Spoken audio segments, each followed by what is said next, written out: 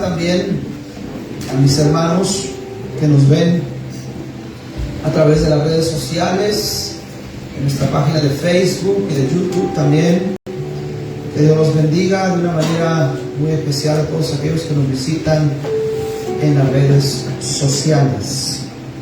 Quiero hacer una pregunta antes de comenzar y darles el pasaje base de esta tarde. ¿Cuántos de los que estamos aquí, lo que hacemos, lo hacemos con pasión? Oh, yo quiero que ese amén lo diga más fuerte. No lo diga todavía, si está convencido de lo que va a decir.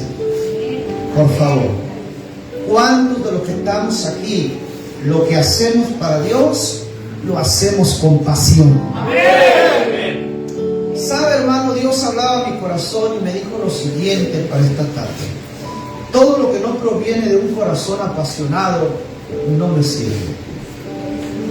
Quiero que vaya conmigo a la Biblia, Colosenses capítulo 3. Versos 16 y 17. Amén. No sé, por ahí alguien traerá alguna pastillita que me regales, son tan amables. Gracias, hermano. Gracias. Colosenses capítulo 3, versos 16 y 17. ¿Lo tiene conmigo? Ya se lo pusieron en la pantalla. Ya lo encontró en su Biblia. Ya lo encontró en el teléfono. Muy bien. Dice la palabra del Señor de la siguiente manera, para la gloria del Padre, del Hijo y del Espíritu Santo. Dice: la palabra de Cristo more en abundancia en vosotros. ¿En quiénes? Vosotros. En vosotros. Enseñándonos y exhortándonos unos a otros. Pero observe cómo lo tenemos que hacer. Dice: en toda sabiduría, cantando con gracia en vuestros corazones al Señor, con salmos e himnos y cánticos espirituales. Y dice el verso 17: y todo lo que hacéis, sea de palabra o de hecho, hacedlo todo como en el nombre del Señor Jesús, dando gracias a Dios Padre por medio de Él. Den un aplauso a la palabra.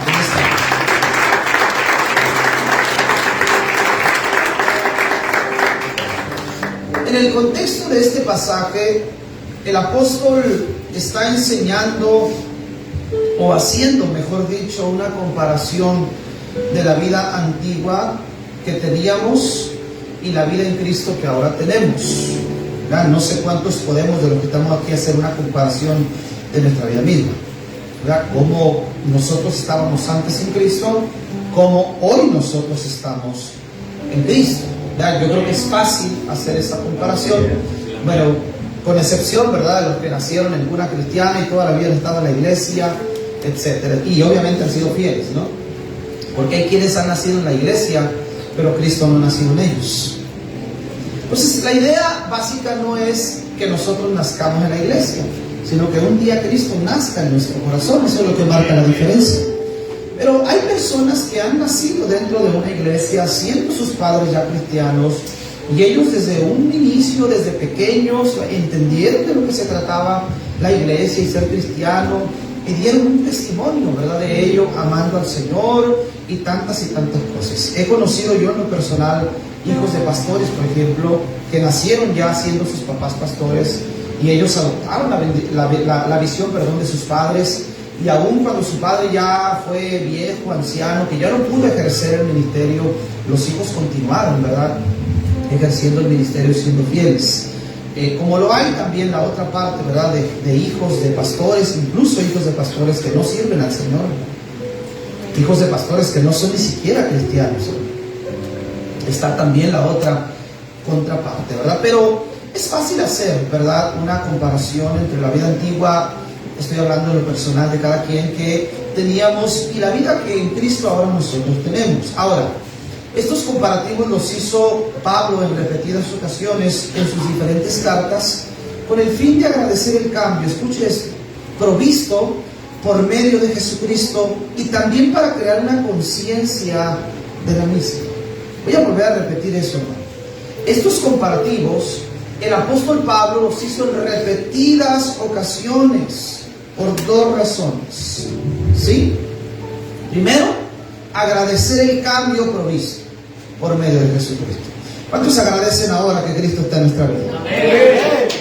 Agradecemos que Cristo está en nuestra vida, ¿verdad? Es un cambio que Él proveyó a través de la persona y obra de Jesucristo. Pero también, hermano, en repetidas ocasiones Pablo hace estas comparaciones para crear una conciencia en nosotros como creyentes. Por ejemplo, hermano, Pablo le escribe en su segunda carta a la iglesia de Corinto, en el capítulo 5, verso 17, y dice: de modo que si alguno está en Cristo, nueva criatura es. Dice: las cosas viejas pasaron, he aquí, todas son hechas nuevas. Este pasaje, hermano, que hoy citamos es muy interesante porque comienza estableciendo la importancia de la palabra de Dios en nosotros, y con ello dos responsabilidades: la responsabilidad de enseñar y la responsabilidad de exhortar. Si nosotros nos recorremos o vamos una vez más al capítulo 3 y verso 16 de la carta a los Colosenses, nos vamos a dar cuenta de que la primera responsabilidad que nosotros tenemos como cristianos es de que la palabra de Cristo debe de morar en abundancia en nosotros. Léalo conmigo. La palabra de Cristo more poquito, casi nada, más o menos. No, en abundancia en cada uno de nosotros. Nosotros venimos a la iglesia, recibimos la instrucción de la palabra, pero tenemos la responsabilidad de llegar a nuestra casa, hermano, y cada día escudriñar un pasaje de la Escritura. Hello, ¿estamos aquí todavía? Tenemos esa responsabilidad. Venimos a ser instruidos. Hay cosas que nosotros leemos en casa que no entendemos. Hello, ¿estamos aquí todavía? A veces agarramos la Biblia, leemos, y sí leemos, hermano, pero a veces no entendemos lo que estamos leyendo. Entonces venimos a la iglesia, muchas veces se cita el mismo pasaje, se predica, se explica. Ya lo entiendo. Ya lo entiendo. ¿Me explico? Venimos a ser instruidos a la iglesia, pero nosotros tenemos la responsabilidad en casa de seguir alimentando nuestro espíritu a través de la palabra. No vamos a conformarnos, queridos hermanos, con 3 palabras que escuchamos a la semana. Y deje usted que venga a los 3 cultos, porque hay gente que no viene a los 3 servicios a la iglesia. No es pedrada, no es pedrada. Es parte de la predicación. ¿Me explico lo que quiero decir? Pero hay personas que venimos a la iglesia y nos conformamos con lo que nosotros escuchamos en la iglesia. Está bien, venimos a ser instruidos, pero nosotros tenemos que reforzar en casa. ¿Sí me explico? Lo que estamos aprendiendo en la iglesia. Y la primera responsabilidad que aparece, hermano, en el verso 16, es que la palabra del Señor debe de morar en nosotros de manera abundante. ¿Sí? Porque tenemos responsabilidades. Cuando la palabra del Señor está en abundancia en nuestra vida, tenemos 2 responsabilidades importantes que el mismo pasaje nos enseña. Debemos estar enseñando, número 1, y debemos estar también, dígalo sin miedo, exhortando. ¿Qué pasa, hermano, por ejemplo, cuando vemos a un hermano que está flaqueando en la fe? Uno se le acerca, y la palabra exhortar significa animar, no regañar. Uno se le acerca al hermano y le dice: hermanito, ¿qué le pasa? Lo he visto así medio con las alas caídas, como que ya me faltó 2 veces en la semana al culto. ¿Qué pasó? ¿Le está pasando algo? ¿Se siente mal? ¿Tiene alguna necesidad? ¿Tiene problemas en su casa? ¿En su familia? Le animo a que continúe adelante. Le exhorto en el amor de Jesucristo a que deje de hacer eso que está haciendo. Porque la Biblia me enseña que debemos exhortarnos y enseñarnos unos a otros. Hello. Pero esto, ¿cuándo es? Cuando la palabra está morando de manera abundante en mi vida. Cuando yo me ocupo de que la palabra mora en mi corazón de manera abundante, yo tengo la propiedad para exhortar a los demás. Pero cuando no, hermano, yo no tengo la autoridad moral ni espiritual para exhortar a alguien más, mucho menos para enseñarlo. Por eso es que primero debe la palabra morar en mi corazón, para que cuando yo vea alguna deficiencia en alguien más, yo tenga la autoridad espiritual, la autoridad moral de poder enseñarlo y exhortarlo. Y si aquel hermano te tiene en estima como alguien, hermano, que es una persona que se preocupa por tener abundancia de palabras en su corazón, ¿sabes qué va a hacer aquel hermanito cuando tú lo exhortes, cuando tú lo enseñes? Va a agachar la cabecita y le va a decir: sí, hermano, tiene usted toda la razón. Pero si usted no tiene la propiedad ni la autoridad moral y espiritual, aquella persona le va a decir: hermano, hágalo primero usted. Y luego viene y me dice a mí lo que tengo que hacer. ¿Se me fueron?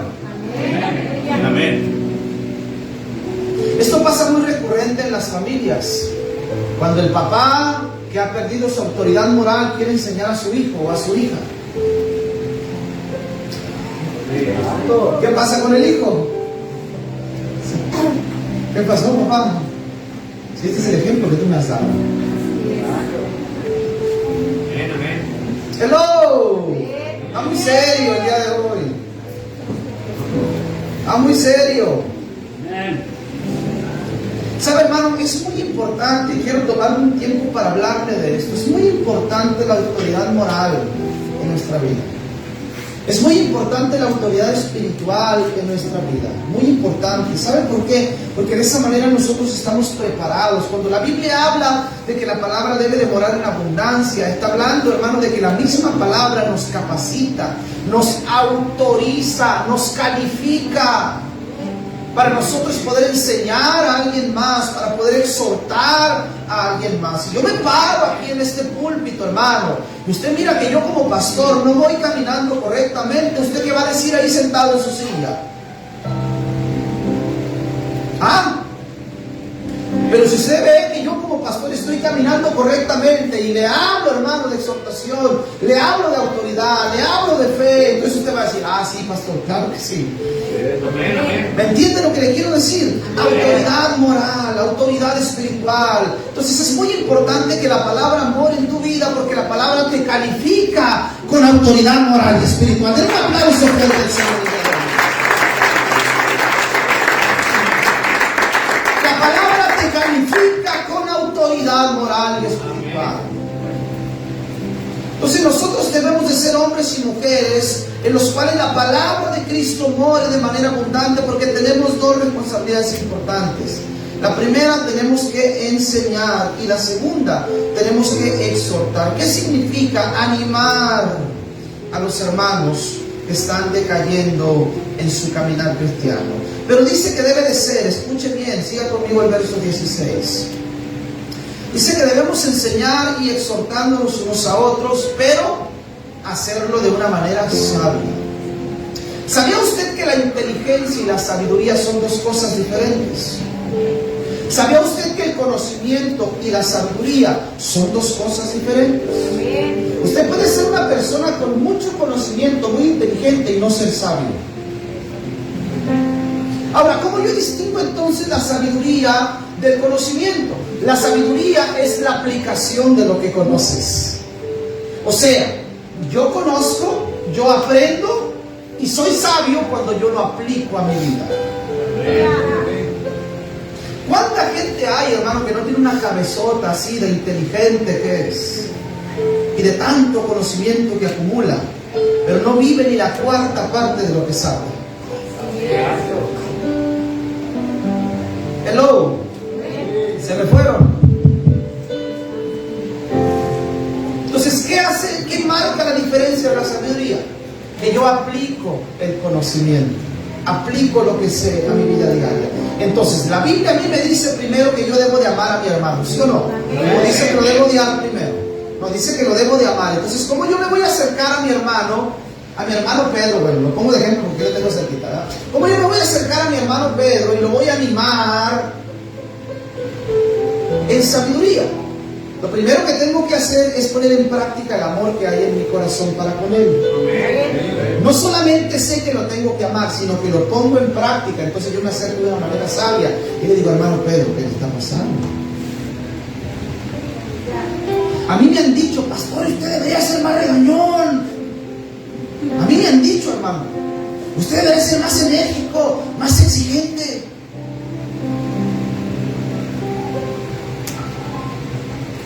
A mí me lo han dicho, hermano. O es que usted es muy blandito, pastor. Yo soy como tengo que ser, hermano. Dijo Pedro Infante, soy como soy. Y no me parezco a nadie.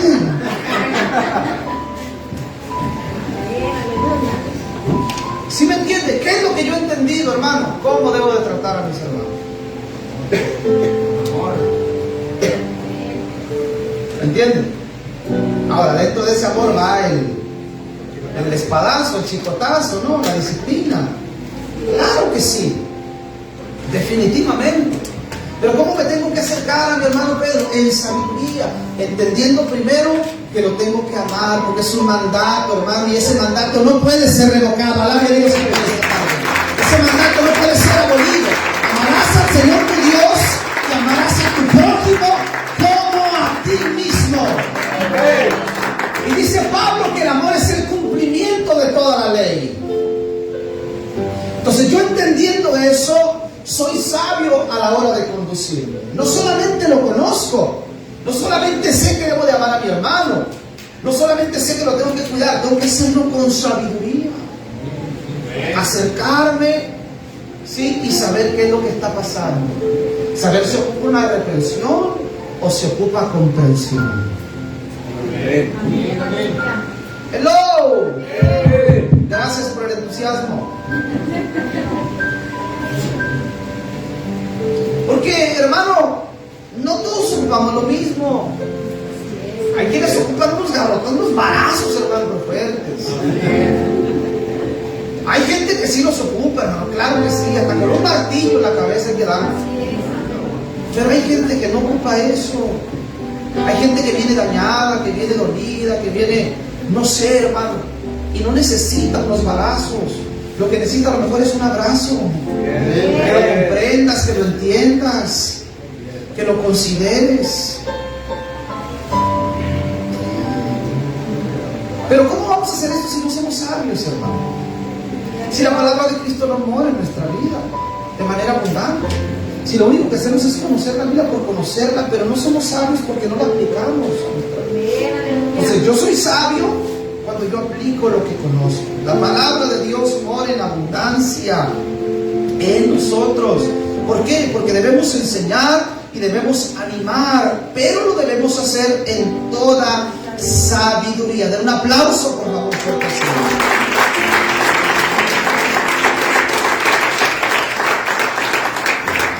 Ahora, cuando nosotros, hermano, actuamos en sabiduría, ¿sabe qué es lo que estamos haciendo?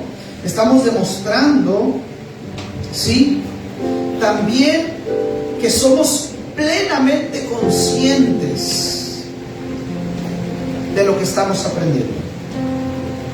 ¿Sí?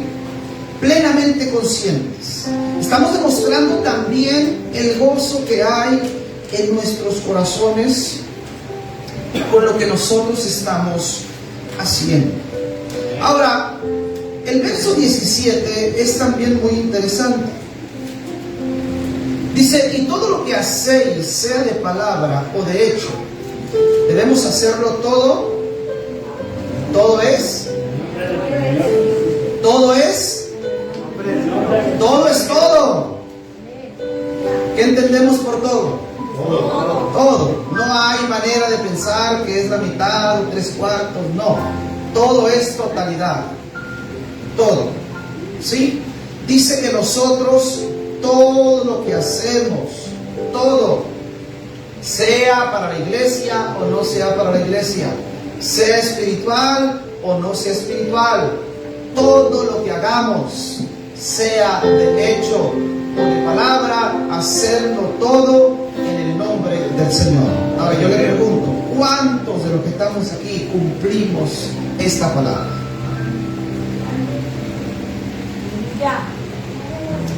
Todo es todo. Si el hermano Eto va a colar una losa, ¿verdad? Que él es albañil, él tiene que hacer eso en el nombre del Señor Jesús. Porque la palabra dice que todo lo que hagamos, de hecho, hello, Si yo le digo a usted, hermano, yo lo voy a visitar el día de mañana, todo lo que yo haga de hecho o de palabra, lo tengo que hacer ¿qué? En el nombre del Señor Jesús. Es un compromiso que adquiere, hermano, nuestra vida para con Cristo. La palabra nos está enseñando que todo lo que hagamos de palabra o de hecho, lo hagamos como para Dios. O sea, bien hecho. ¿Sabe por qué? Porque si usted va a hacer algo para su hermano, él es hijo de Dios. Imagínese que alguien haga algo por su hijo de usted. Prácticamente lo está haciendo ¿para quién? Para Dios. Para usted. ¿Me explico? ¿Por qué? Porque es su hijo. ¿Sí me explico? Porque es su hijo. Si usted hace algo para alguno de sus hermanos, ese hermano es hijo de papá Dios. Entonces, cuando usted hace algo por alguien aquí, lo está haciendo para, y lo debe de hacer como para. Den un aplauso fuerte al Señor. Para Dios. Para Dios. Entonces la palabra nos está enseñando que todo lo que nosotros hacemos, sea de palabra o de hecho, lo hagamos como para el Señor, o sea, bien hecho. Si yo voy a realizar un servicio aquí en la iglesia, el que sea, hermano, debo de hacerlo bien hecho. Si voy a barrer la iglesia, hermano, la iglesia tiene que quedar bien barrida. Hello. Si voy a trabajar en la cocina, la comida tiene que quedar bien hecha, bien cocinita, bien sazonada. ¿Por qué? Porque lo estoy haciendo para mi Señor. Se la van a comer mis hermanos, sí, pero yo lo estoy haciendo para Dios.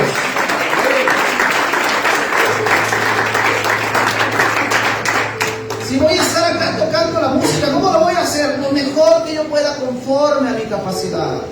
Lo mejor que yo pueda dar. ¿Por qué? Porque es para Dios. Si yo voy a preparar una predicación, hermano, yo me voy a esmerar. ¿Por qué? Porque lo hago para Dios. La escuchan ustedes, son instruidos ustedes, pero yo lo hago para Dios, en respuesta a lo que me ha dado. ¿Saben que muchas veces, bueno, los que han predicado se dan cuenta de esto? ¿Cuánto tiempo le invierten a una predicación, hermano?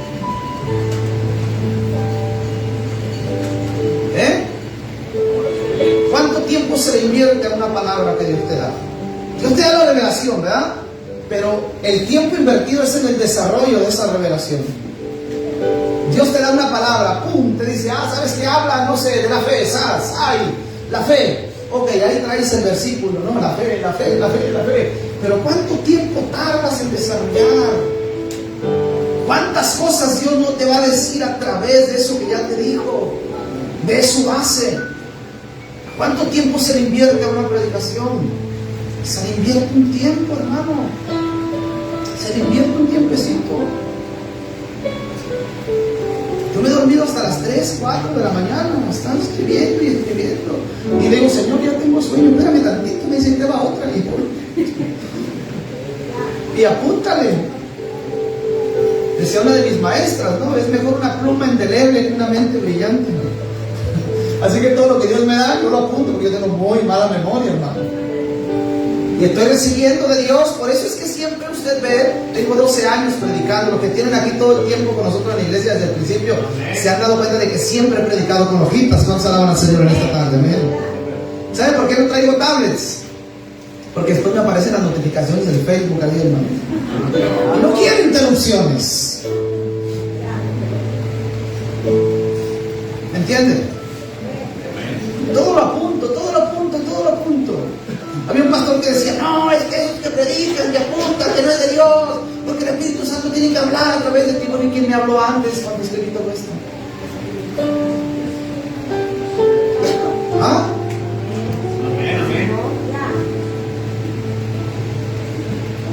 Hay un desarrollo, definitivamente, y ese desarrollo conlleva un tiempo. Todos aquellos que hemos predicado nos damos cuenta de que la palabra, la revelación que recibimos, hermano, tenemos que desarrollarla para que llegue de una manera entendible al corazón de la gente. Hello. No me voy a venir a parar aquí, el Señor me habló de la fe, Dios los bendiga, que vaya muy bien.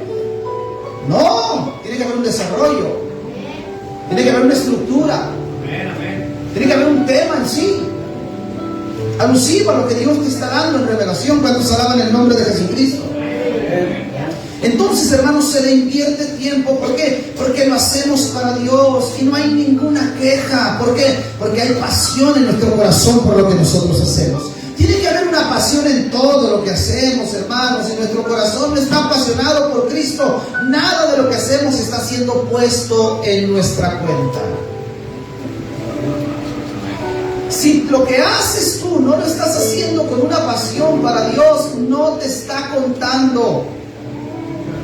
Entonces de nada está sirviendo lo que estás haciendo. La palabra pasión significa sentimiento capaz de dominar la voluntad. Escuche esto, y perturbar la razón. La pasión domina la voluntad y domina la razón. Cuando tú estás apasionado, tú no miras si está haciendo frío, si está haciendo calor, si está lloviendo, o si está propicio o no propicio. No te interesa nada, tú estás apasionado. No está, la razón, hermano, sale botada por allá. ¿Por qué? Porque estás apasionado por Dios. Está lloviendo y no voy a la iglesia. No, la pasión te dicta, tienes que ir a la iglesia aunque se esté cayendo el cielo. La razón te dice, no vayas porque la carretera está mojada, porque esto, porque te vas a enfermar. La razón te dice eso, pero la pasión te dice, no, ve porque vas a recibir algo de parte del Señor en tu vida. Ve porque Dios te va a bendecir hoy. Hoy Dios tiene una palabra para ti. La razón se brinca la voluntad y la razón. La pasión es más, domina la voluntad y la razón. Los demás pueden pasar o pensar lo que quieran, hermano, pero nosotros debemos estar centrados en la persona de Jesucristo y qué es lo que Él pide de cada uno de nosotros. Cuando hablamos de dominar la voluntad, hermano, creo que el ejemplo más claro y objetivo que nosotros tenemos en la Biblia es la agonía de nuestro Señor Jesucristo. ¿Estamos de acuerdo con eso? Amén. Es la agonía de Jesús en el huerto del Getsemaní. Vaya conmigo a la Biblia, Lucas capítulo 22.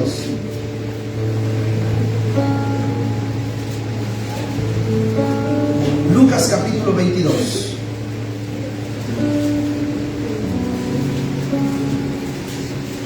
Versículo 39. Sígame con su vista. Y saliendo, se fue como solía al monte de los olivos, y sus discípulos también le siguieron. Cuando llegó a aquel lugar, les dijo: orad. ¿Cómo les dijo? Orad que no entréis en tentación. ¿Y qué hizo el Señor, hermano? Él se apartó de ellos a distancia como de un tiro de piedra. Usted agarra una piedra y la lanza, hasta donde llega la piedra, hasta allá se apartó el Señor. Y dice que se puso de rodillas y comenzó a orar lo siguiente: Padre, si quieres, pasa de mí esta copa, pero que no se haga mi voluntad, sino la tuya. Y dice la Escritura en el verso 43 que inmediatamente se le apareció un ángel del cielo para fortalecerle. Y estando en agonía, ¿cómo estaba el Señor? En agonía. ¿Qué hacía? Oraba más intensamente, y era su sudor como grandes gotas de sangre que caían hasta la tierra. Cuando se levantó de la oración, dice que vino a sus discípulos y los halló alabando al Señor, cantando en el culto, gozándose, leyendo la palabra, orando. Dice que los halló dormidos a causa de la tristeza. Estaban deprimidos. Y les dijo: ¿por qué dormís? Levantaos y orad, para que no entréis en tentación. Como la pasión estaba dominando la voluntad. Jesús dijo que no se haga mi voluntad, sino la tuya, Señor. ¿En cuántas ocasiones, queridos hermanos, no hemos hecho nosotros nuestra santa voluntad? Ignorando cuál es la voluntad de Dios para nosotros. Por eso el consejo es claro, y la palabra debe de morar en abundancia en cada uno de nosotros. Ahora, la voluntad de Jesús estaba completamente rendida a la voluntad del Padre. ¿Cuántos alaban al Señor por eso? Que lo que exigía, hermano, era derramamiento de sangre para poder perdonar el pecado de la humanidad. ¿Qué era lo que exigía la voluntad de Dios? Derramamiento de sangre. No había manera, no había forma de que el ser humano pudiese salvar si no había derramamiento de sangre. Hebreos 9:22 dice que sin derramamiento de sangre no hay remisión, no hay perdón de pecados. La palabra remitir significa perdonar a alguien de una obligación o una pena. Nosotros estábamos obligados a pagar por nuestro pecado. ¿Y cuál era la paga del pecado? La muerte, según Romanos 6 y versículo 23. Pero el mismo verso nos dice que el regalo de Dios es que la vida eterna, o sea, el perdón eterno en Cristo por medio de su sacrificio en la cruz del Calvario. Eso se merece un aplauso, hermano.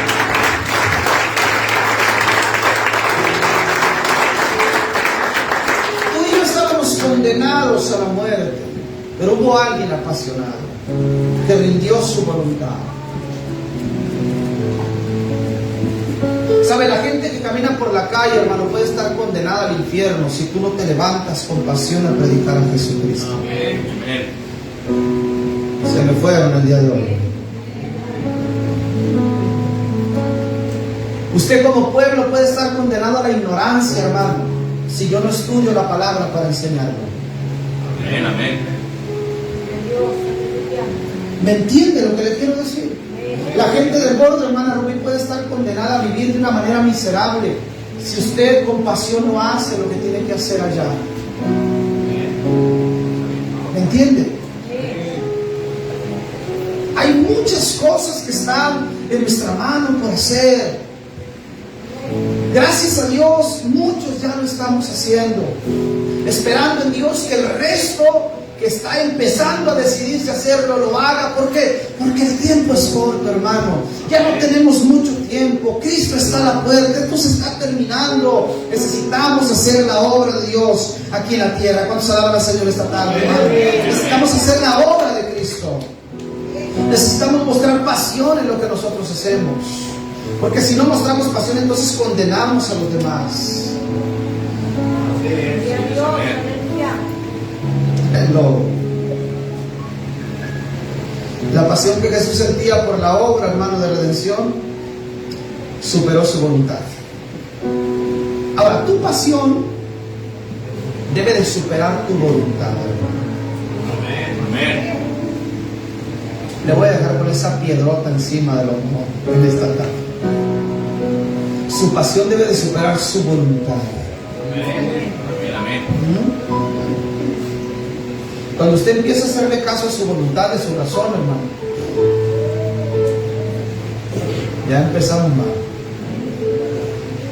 Ya estamos mal. Estamos perdiendo la pasión y el amor por Dios. Hello. Porque cuando tú amas a alguien, lo que quieres es estar cerca de él, ¿sí o no? ¿Cuántos noviecitos hay aquí a ver? ¿Ah? ¿Verdad? El primer amor, decimos, ¿verdad? Y cuando amamos a alguien, ¿qué queremos? Nomás estar con aquella persona que amamos, ¿verdad? Si amamos a Dios, ¿qué es lo que vamos a querer entonces? Pues estar con Él, ¿sí o no? Claro que sí, hermano. Si usted ama a Dios, no va a querer estar chuleando. Si usted ama a Dios, va a querer estar leyendo su palabra, va a estar comunicándose con Él, va a querer estar cerca de Él, ¿sí o no? Claro que sí, existe esa pasión. Y sabe que la pasión se alimenta, hermano. Porque si usted no alimenta su pasión con la testificación y a base de lo que Dios ha colocado en su vida, comienza a hacerlo, la pasión va a comenzar a menguar en su vida y va a comenzar a subir su voluntad y su razón. Y la pasión tiene que superar su voluntad y su razón. Si su pasión no supera su voluntad y su razón, olvídese del cielo, hermano. El cielo no es para usted.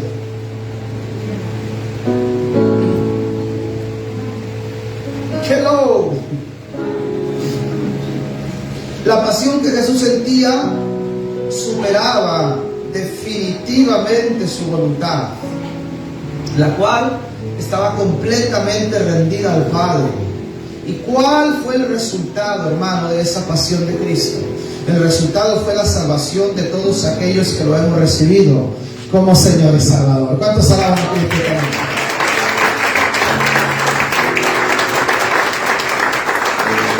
Ahora yo me pregunto, hermano, ¿su pasión tiene algún resultado? ¿Qué me fueron el día de hoy? No, mira, muy serio, hermano, ¿qué le pasa? ¿Su pasión tiene algún resultado? Amén. Mire, aquí está mi pasión. Ustedes son el resultado de mi pasión.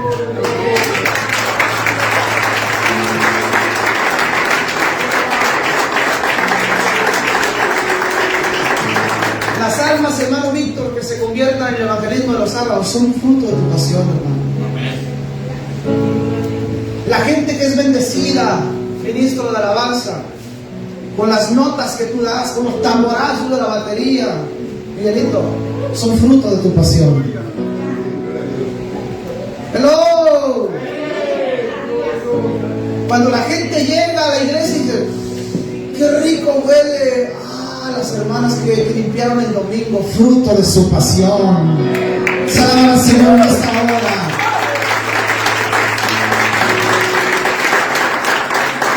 Qué rica quedó la comida del talento, fruto de tu pasión, hermana. Le pusiste amor, no solamente sazón, amor ahí también. ¿Entiendes? Tu pasión tiene que tener un resultado. Y no solamente en las cosas espirituales, podemos utilizar la pasión en otros ámbitos de la vida, en nuestra profesión, en nuestro trabajo. Si tú eres un apasionado de lo que haces, hermano, ¿verdad? Vas a tener resultados porque los vas a tener aunque no los estés buscando. Es una consecuencia de ser un apasionado, un buen resultado. Cuando tú te propones y te dispones a hacer las cosas bien, vas a tener buenos resultados. ¿Por qué? Porque la pasión está superando todo en tu vida. ¿Cuántos alaban al Señor en esta hora? Cuando hay una vida de pasión, hay una voluntad rendida, hermano. Cuando hay una vida de pasión, hay una voluntad rendida. No hay pasión. Debe de haber pasión. Y la pasión debe de estar por encima de la voluntad y de la razón. ¿Sabe qué significa razón? Significa capacidad de la mente para obtener conclusiones o formar juicios. Creo que el mejor ejemplo para esto, fue el apóstol Pedro. Hombre que razonaba todo lo que se le venía a la cabeza. En una ocasión le dijo al Señor, Señor, no vayas a la cruz. ¿Usted sabe qué pasaba si Cristo no subía a la cruz? No pudiera haber perdón, no fuéramos salvos, eso no tendría sentido. Y en una ocasión Pedrito le dijo, Señor, que tal cosa no te acontezca. Porque el Señor comenzó a hablarles y a decirles que era necesario que fuera prendido, que fuera crucificado, pero que al tercer día se levantaría. Y Pedro estaba escuchando así con unos oídos compasivos y misericordiosos. Señor, que no te acontezca eso. Todo lo estaba razonando. Pedro no estaba entendiendo que si Cristo no iba a la cruz, él no podía ser salvo, hermano. ¿Sabe qué tuvo que decirle Cristo para hacerlo reaccionar? Apártate de mí, Satanás, me eres tropiezo. Creo que el mejor ejemplo que tenemos de la razón es Pedro. Vaya conmigo a Mateo 16. Mateo capítulo 16. ¿Está gozando? Qué bueno, hermano, porque me faltan 2 horas todavía.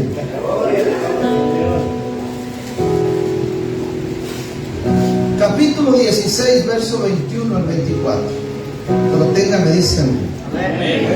Dice, desde entonces comenzó Jesús a declarar a sus discípulos que le era necesario ir a Jerusalén y padecer mucho de los ancianos, de los principales sacerdotes y de los escribas, y ser muerto y resucitar al tercer día. Entonces viene Pedro, ¿verdad?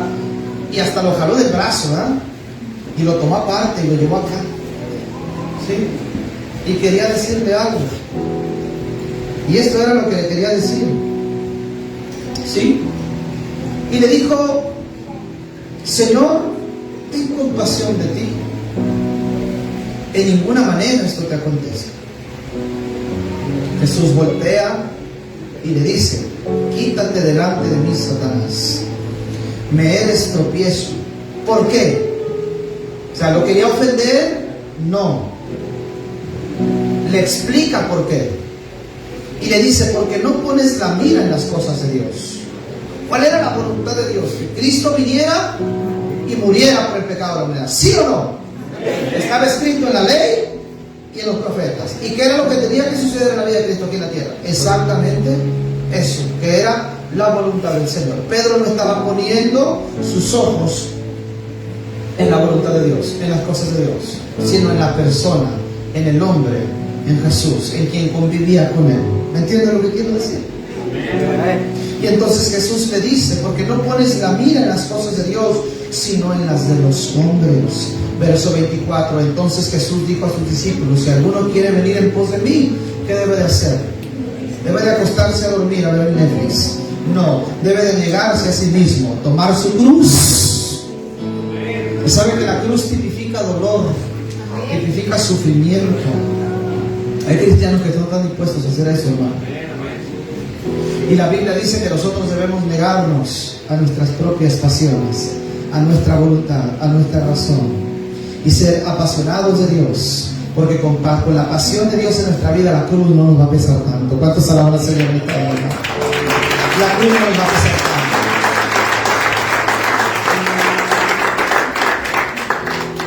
tanto. Si tú razonas la cruz, hermano, no le vas a hallar sentido a esto. Tienes que mirar la cruz con pasión. Es la manera y la forma en la que en la cruz se observa. Ahora, la razón no es mala, ¿no?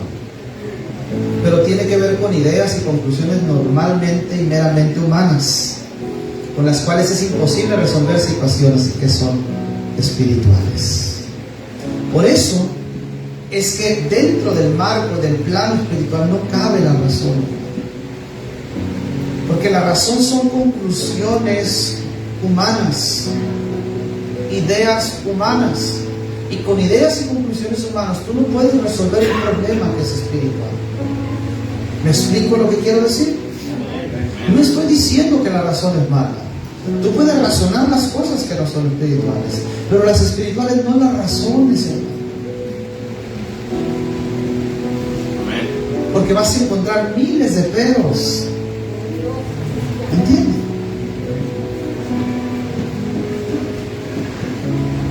Hay gente que dice, por ejemplo: sí, yo sé que tengo que estar en aquella iglesia, pero me queda a 40 minutos de mi casa y aquí a la vuelta de la esquina hay una iglesia también. Aquí me voy a congregar. ¿En dónde está poniendo la mira? En la comodidad. Él sabe que tiene que estar allá en aquella donde le queda 2 horas de camino. Allá es donde Dios lo quiere. Allá es donde Dios lo va a bendecir. Allá es donde Dios lo va a prosperar. Allá Dios lo va a hacer fructificar. Allá Dios lo va a hacer crecer. Aquel pastorcito, pelucito, lejoncito, chaparrito.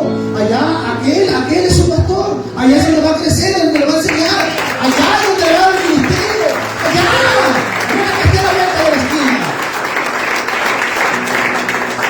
Pero ¿qué es lo que hace la gente? Razona y dice: no, voy a gastar, no sé, 3 veces a la semana, 400 pesos, 500 pesos de gasolina. No, aquí me voy caminando. Entra que la razón. Y estás tratando de resolver con tu razón, con tu idea, con tu conclusión humana, algo que es espiritual. ¿Me explico? Entonces, las cosas de Dios no las razones, por favor, no las razones. Apasionate mejor. Yo estuve por 3 años, hermano. ¿Cuántos saben dónde vivo yo ahora? Levante la mano, ¿quién sabe dónde vivo? Mis hijos, ¿no?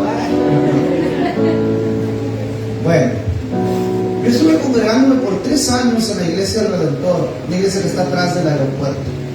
Yo iba 4 veces a la semana, porque tienen 4 cultos en esa iglesia a la semana: martes, jueves, viernes y domingo.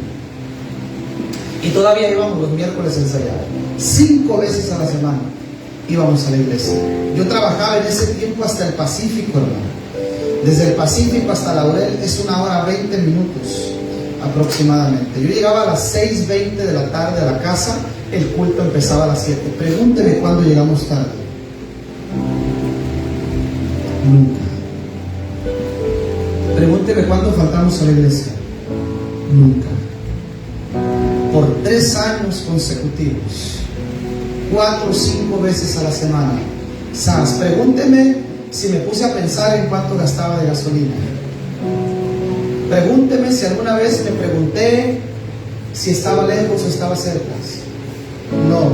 ¿Sabe qué fue lo que pasó, hermano? Que cuando Dios me movió de la primera iglesia para allá, y aquí está mi hermano Rogelio de testigo, él fue el que nos llevó para allá. Cuando estábamos nosotros en aquella iglesia, fuimos a aquella iglesia, yo le hablé a mi hermano, le dije: hermano, ¿cuándo empieza el culto allá? Porque él se estaba congregando y me dijo: ¿sabes qué, carnal? Empieza a la 1:20, que allá te caigo. Allá te caigo. Paré el carro en seco y me regresé, hermano. Esperamos a que se diera la 1 de la tarde y nos fuimos. Cuando nosotros pisamos, hermano, íbamos entrando, todavía entramos a la iglesia, íbamos entrando a la puerta de la iglesia, no sé si mi esposa se acuerda.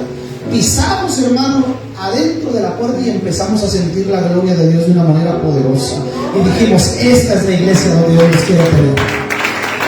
El tiempo acá se terminó, esta es la iglesia, pero yo vivo hasta Laurel. Yo vivo hasta Laurel. Y ganaba en aquel tiempo, no recuerdo cuánto, hermano, como 2,000 pesos, no recuerdo, cuando doy tiempo extra. Teníamos nuestras hijas chiquitas, pagábamos la casa, teníamos que echarle gasolina al carro, teníamos que comer, obviamente. Pregúnteme si me puse a razonar. No. ¿Sabe por qué? Porque yo entendí donde Dios me quería tener. Y dije: Señor, tú sabes todas las cosas. Nunca me faltó un peso para la gasolina. Nunca nos quedamos sin comer. Nunca se quedó la casa sin pagar. Gracias a Dios. Porque cuando tú, hermano, tu pasión supera tu voluntad y tu razón, hermano, Dios se manifiesta de una manera muy especial. ¿Quieres ver milagros de Dios en tu vida? Haz menguar tu voluntad. Haz menguar tu razón y deja que la pasión por Cristo supere tu voluntad y tu razón. La razón no es mala, hermano. El problema es que muchas veces es mayor nuestra razón que nuestra pasión. ¿Por qué? Porque la carnalidad y la espiritualidad no tienen la misma naturaleza, hermano. Gálatas 5, verso 17 dice que el deseo de la carne es contra el espíritu y el espíritu contra la carne. ¿Sí? Por eso es que Pedro, hermano, ¿verdad?, carnal, no concordaba con los planes de Dios, ¿sí?, con respecto al modo de cómo sucedería. Jesús dijo que era necesario ir a Jerusalén y padecer mucho y ser muerto y resucitar al tercer día. Esto, hermano, en una mente carnal era demasiado pesado. Por eso es que a veces tenemos muchos cuestionamientos en nosotros y no entendemos el proceder de los líderes, de los pastores, porque queremos asimilar las cosas espirituales con una mente carnal. Se me fue. Quiero mostrar una cita bíblica más. Primera carta a los Corintios. Ya estoy terminando. ¿Cómo dije? No, ya voy a terminar. Primera carta a los Corintios, capítulo 2.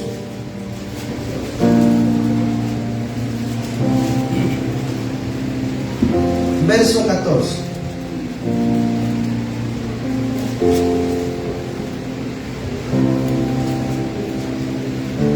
Escuche lo que dice. Pero el hombre natural no percibe las cosas que son del Espíritu de Dios. ¿Por qué?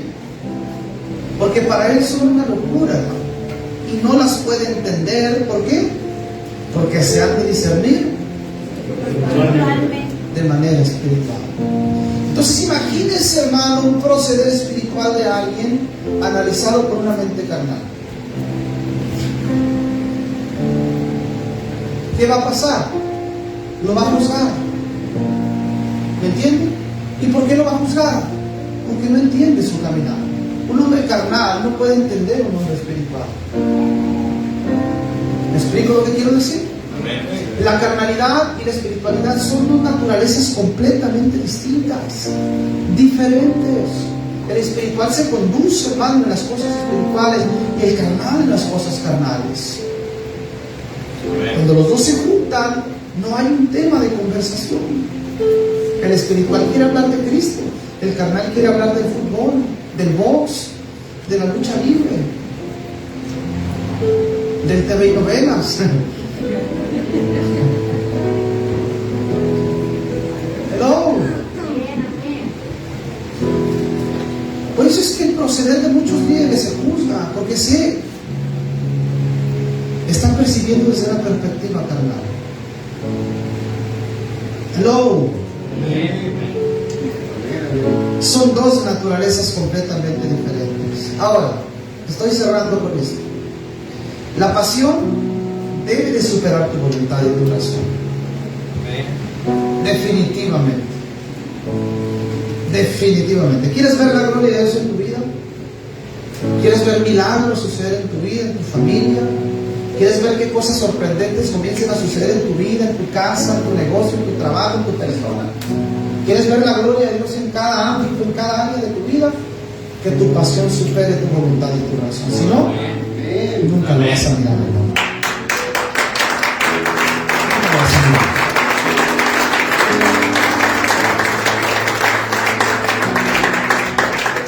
El día que comiences a salirte de los parámetros que tienes en tu mente, que te han gobernado por años, que se han establecido allí, el día que tú salgas de eso, hermano, vas a comenzar a mirar cosas diferentes en tu vida, cosas distintas.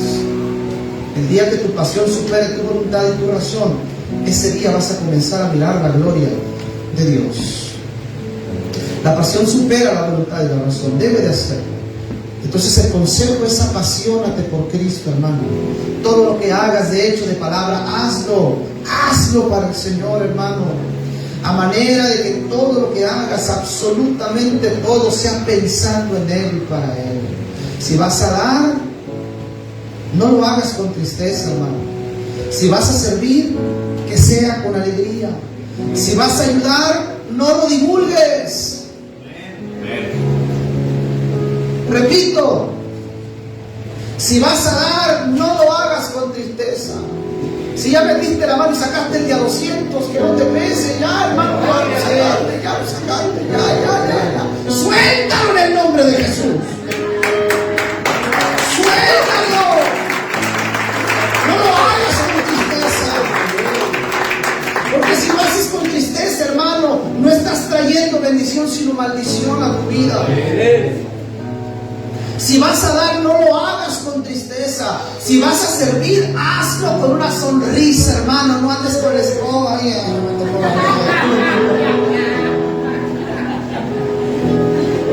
mí nunca me pueden hacer nada más que barrer. Hágalo con alegría, hermano. Porque si no lo está contando como bendición.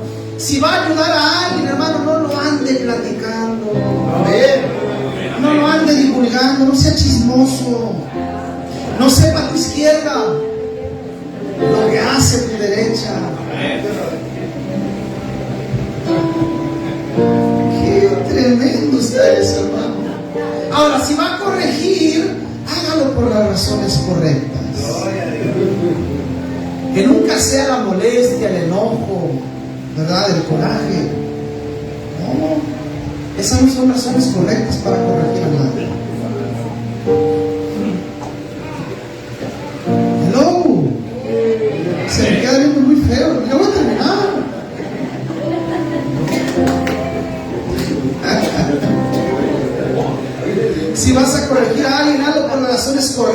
hazlo con amor, hermano.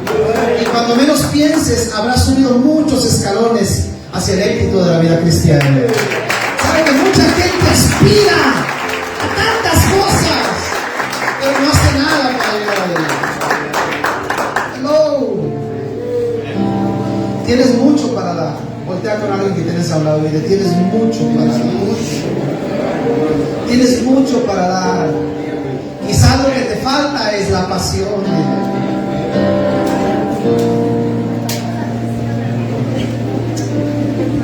Quizás lo que te falta es la pasión. Ese sentimiento por Dios que supera tu voluntad y perturba tu razón.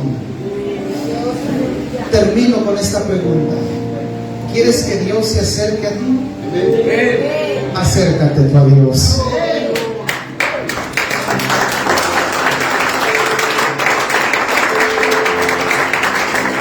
¿Quieres que Dios se acerque a ti? ¿Quieres que Dios more contigo? Haz una morada con Dios. Es la única forma. ¿Cómo Dios se va a acercar a alguien que no quiere estar cerca de Él? Dice esa canción muy famosa del Taller del Maestro: ¿para qué te digo que te amo si contigo no quiero estar? ¿Y cuántas veces nosotros hemos dicho, Señor, te amo? ¿Verdad? Pero no queremos pasar tiempo con Él. Entonces no lo amamos, como decimos, que lo amamos. ¿Quieres que Dios se acerque a ti? Quiebra tu vida delante de Él, hermano. Y yo te aconsejo que lo hagas hoy. Hoy que vengas al altar, ven y quebra tu vida delante de la presencia del Señor, hermano. Y recuerda, todo lo que no proviene de un corazón apasionado no sirve. Dale un aplauso fuerte a Cristo. Todo lo que no proviene de un corazón apasionado no sirve, hermano. Si tu pasión no supera tu voluntad y tu razón, no estás caminando en la voluntad de Dios.